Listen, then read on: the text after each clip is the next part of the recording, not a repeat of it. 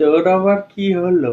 আজ বলতো বড়া, এই চেহারায় কি আছে যে সবাই ভাবে আমার গার্লফ্রেন্ড আছে? ও ইয়া, হয়তো তোর কেউ দেখেছে মেয়ে নিয়ে গলিতে ঢুকতে। কি বকছিস? আমি কি তোর মতো? আমার মতো হবি কেমনে?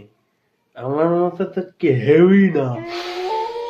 না, কিছু তো একটা আছে বেঞ্চ। বল তা চুতিয়া।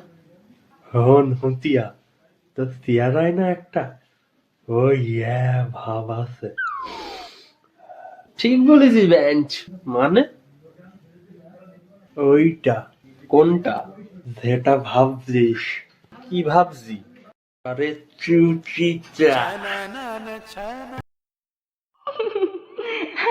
এই, তোর মানে তোর কি চিন্তা ভাবনা সবসময় ব্রাউজারে থাকে? ও ইয়া। আবার চুপ একদম, কোনো শব্দ হবে না। রাফি, তুই বল। ব্রো, তোর চেহারায় না একটা কঠিন ভাব আছে, এই জন্য সব মেয়েরা ভাবে তোর আছে। সত্যি বলছিস নাকি? কিন্তু সবাই তো জানে না, এদিকে তো তলা ফাঁকা। এই, তোর বলিস না কথা বলবি না? আর এই রাফি, কঠিন মানে কি? আরে বেঞ্চো, রাগিস না। একটা জিনিস ভাব, গার্লফ্রেন্ড থাকলে কেউ বলে না যে আছে, গার্লফ্রেন্ড না থাকলে সবাই বলে যে আছে। আরে আমার আর সিদেমের থাকলে কবে? ও ইয়া, অলওয়েজ ফাকিং, নট টিজিং। সব ঠিক আছে, কিন্তু তোর বিষয় আলাদা। কি বিষয়? বিষয় হচ্ছে বিষয়। তোর ভেতরে একটা বিষয় আছে, যে বিষয়টা সবার ভেতরে থাকে না।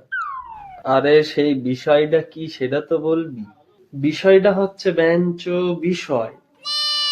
এই ভাবো কিস না, আমার বলাই ভুল হইছে বোকাচোদাদের সাথে। এই, আমি ফাও বকছি? মেয়েদের বিষয় আমার থেকে বেশি জানিস তোরা। যত না তুই মেয়েদের মনের দরজা খুলেছিস, তার থেকে বেশি আমি শাটার খুলেছি। এই ন্যাস্টিকরা, থামবি তোরা? তুই শুনলি না ও কি বললে? আমরা মেয়েদের সম্পর্কে বেশি জানি না, কিছু জানি না। তোমার এক গার্লফ্রেন্ড মিউ, ওর কনে কনে তিল দিয়েছে বললি আছো, আমি বলবো?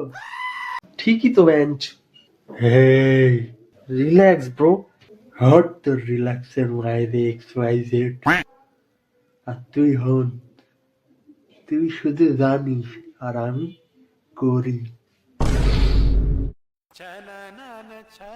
এই, তোদের ডাকলাম, এক জায়গায় করলাম আমার বিষয়ে কথা বলার জন্য, আর তোরা নিজেরা তর্ক করে মারামারি করে শেষ হয়ে যাচ্ছিস। ভ্যানকে লড়ে যা। আমি তো তোকে মোটিভেট করতে চাই ভ্যানচো, কিন্তু এই সিদেন তোকে বারবার ডিমোটিভেট করে দিচ্ছে। হট হতিয়া, ওর মোটিভেট না করে হেক্স এডুকেট কর। এই এই দিন, এই দিনের জন্য আমি তোদের কাছে রিলস পাঠাইলাম যে আমরা তিন বন্ধু খাই এক পাতে, রাশিয়ান পটাবো একসাথে। করার কথা বলতে ভুলে গেছিস? সব সব ভুলে গেছিস? হাট বেঞ্চ। ব্রো, বেঞ্চ আমার ডায়লগ। তোদের তোদের আজ তলা উড়িয়ে দেবো, দাঁড়া।